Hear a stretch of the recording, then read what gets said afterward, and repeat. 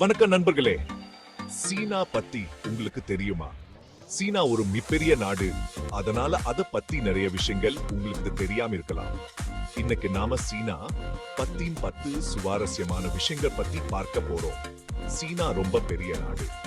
இதன் பரப்பளவு, மக்கள் தொகை மற்றும் அதன் பல்வேறு பகுதிகள் அனைத்தும் மிகவும் வித்தியாசமானவை.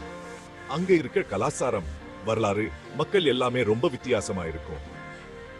சீனாவின் பாரம்பரிய நடனங்கள், வரலாற்று முக்கியத்துவம் வாய்ந்த இடங்கள் மற்றும் பல்வேறு சமூகங்கள் அனைத்தும் நம்மை கவரும். சீனாவை பத்தி நம்ம தினமும் நிறைய விஷயங்களை கேள்விப்படுறோம்.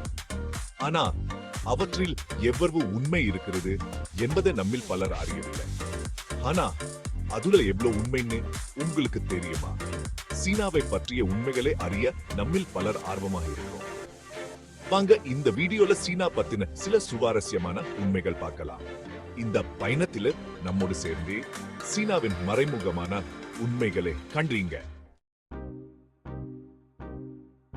சீனால தான் உலகத்திலேயே அதிக மக்கள் இருக்காங்கன்னு நம்ம எல்லாருக்குமே தெரியும். சீனாவின் மக்கள் தொகை உலகின் மிகப்பெரியதாகும். இது பல்வேறு காரணங்களா முக்கியமானது. ஆனா சீனால எத்தனை பேரு இருக்காங்கன்னு உங்களுக்கு தெரியுமா? சீனாவின் மக்கள் தொகை எண்ணிக்கை மிகப்பெரியதாக உள்ளது.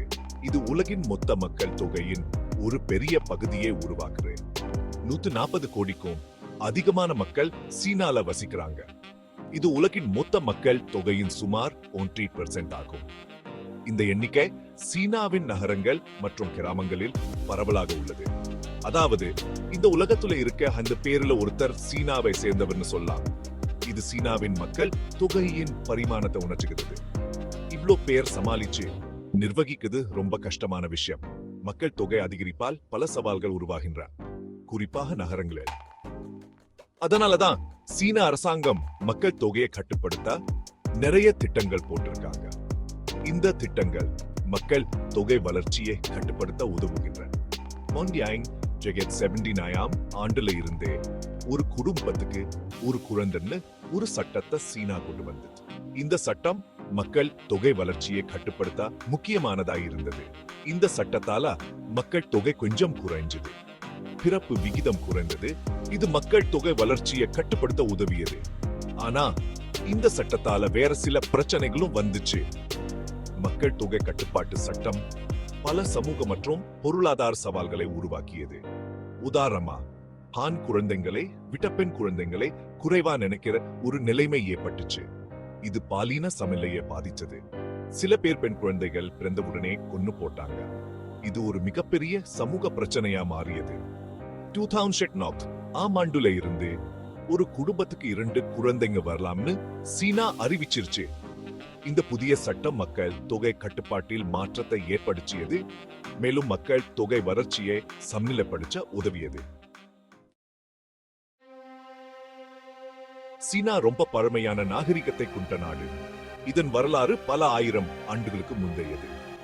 சீனாவின் பழமையான வரலாறு நம்மை ஆச்சரியப்படுத்தும் வகையில் நிறைய தகவல்களை கொண்டுள்ளது. 5000 ஆண்டுகளுக்கு முன்னாடியே சீன நாகரிகம் தொடங்கிடுச்சுன்னு சொல்லலாம். அந்த காலத்துல இருந்தே சீன மக்கள் அறிவியல், கலை மற்றும் கலாச்சாரத்தில் முன்னேறி இருந்தாங்க. சீன வரலாறுல நிறைய மன்னர்களும் ராஜாஜியங்களும் வந்து போயிருக்காங்க. ஒவ்வொரு மன்னரும் தங்களோட ஆட்சியில் சீனாவை முன்னேற்றம் அடைய செய்தாங்க. ஒவ்வொரு மன்னரும் தங்களோட கலாச்சாரம், கலை, தொழில்நுட்பம் இதையெல்லாம் சீனால அறிமுகப்படுத்தி வச்சிருக்காங்க. இந்த மன்னர்கள் சீனாவின் வளர்ச்சிக்கு முக்கிய பங்காற்றினாங்க. சீன வரலாறுல ரொம்ப பிரபலமான மன்னர்கள்னா ஹாங், தாங், மிங் இவங்கள் பத்தி சொல்லணும். இவர்கள் ஆட்சியில் சீனா மிகப்பெரிய வளர்ச்சியையும் முன்னேற்றத்தையும் அடைந்தது. இந்த மன்னர்கள் சீனாவை மட்டும் இல்லாம இந்த உலகத்தையே மாத்தி அமைச்சாங்கன்னு சொல்லலாம். அவர்களின் ஆட்சியில் சீனாவின் கலாச்சாரம், தொழில்நுட்பம் மற்றும் அறிவியல் உலகம் முழுவதும் பரவியது. இதனால் சீனாவின் பழமையான வரலாறு உலக வரலாற்றில் முக்கிய இடத்தை பெற்றது. சீன உணவு எல்லாருக்கும் பிடிக்கும். நூடுல்ஸ், ரைஸ், டோப்பு இப்படி நிறைய வகையான சாப்பாடு சீனால இருக்கு. ஒவ்வொரு பகுதியிலையும் ஒவ்வொரு மாதிரி சமைப்பாங்க. உதாரணமா சிச்சுவான்ல ரொம்ப காரமா சமைப்பாங்க. ஆனா காண்டோனிஸ கொஞ்சம் மெதுவான சுவையில சமைப்பாங்க. சீன உணவுகள் எல்லா நாட்டிலையும் இருக்கிற மக்களையும் கவர்ந்திருக்கு. அதனாலதான் இன்னைக்கு எல்லா நாட்டிலையும் சீன உணங்கள் பார்க்க முடியுது. சீனா தொழில்நுட்பத்துல ரொம்ப வேகமா முன்னேறி வருது. ஸ்மார்ட் போன், கணினி, ரோபோ இப்படி எல்லாத்துலயுமே சீனா தான் முன்னாடி இருக்கு. வாவே, ஷாமி, அலிபாபா மாதிரி பெரிய பெரிய நிறுவனங்கள் எல்லாம் சீனால தான் இருக்கு. சீனன் அரசாங்கம் புது புது கண்டுபிடிப்புகளுக்கு ரொம்ப முக்கியத்துவம் கொடுக்குது. சீனால பார்க்க நிறைய இடங்க இருக்கு. சீன பெருஞ்சுவர், தடை செய்யப்பட்ட நகரம், டெரகோட்டா இராணுவம் இதெல்லாம் ரொம்ப பிரபலம். இந்த இடங்க எல்லாம் சீனாவோட வரலாறு பத்தி நமக்கு சொல்லுது. சீனால இயற்கை அழகும் அதிகம். ஹிமாலய மலைகள், யாங்சே நதி, லீ நதி இதெல்லாம் பார்க்க ரொம்ப அழகா இருக்கும். சீன மாணவர்கள் ரொம்ப கஷ்டப்பட்டு படிக்கிறாங்க. சீனால கல்விக்கு ரொம்ப முக்கியத்துவம். அதனால பெற்றோர்கள் தங்களோட குழந்தைகள் நல்லா படிக்க வைக்க நிறைய செலவு செய்வாங்க. சீன மாணவர்கள் எல்லாத்தையும் மனப்பாடம் பண்ணி தேர்வுல அதிக மதிப்பெண் எடுக்க ரொம்ப முயற்சி செய்வாங்க. விளையாட்டுலயும் சீனா ரொம்ப முன்னாடி இருக்கு. ஒலிம்பிக், ஆசிய விளையாட்டு போட்டிகள்ல எல்லாம் சீன விளையாட்டு வீரர்கள் நிறைய பதக்கங்கள் வாங்கி கொடுத்திருக்காங்க. டேபிள் டென்னிஸ், பேட்மிண்டன், ஜிம்னாஸ்டிக்ஸ் இந்த மாதிரி விளையாட்டுல சீனா தான் ஜெயிச்சுட்டே இருக்கு. சீன அரசாங்கம் விளையாட்டுக்கும் நிறைய முக்கியத்துவம் கொடுக்கறாங்க. சீன சினிமா உலகத்திலேயே ரொம்ப பெரிய சினிமா துறை. Crouching tiger, hidden dragon, hero, farewell my concubine மாதிரி சீன படங்கள் எல்லா நாட்டிலையும் வெளியாகி பாராட்ட வாங்கிருக்கு. ஜாக்கி சான், ஜெட் லீ மாதிரி சீன நடிகர்கள் உலகம் முழுவதும் ஃபேமஸ். சீனால நிறைய டிவி நிகழ்ச்சிகள், பாட்டு நிகழ்ச்சிகள், நாட்டிய நிகழ்ச்சிகள் எல்லாம் நடக்குது.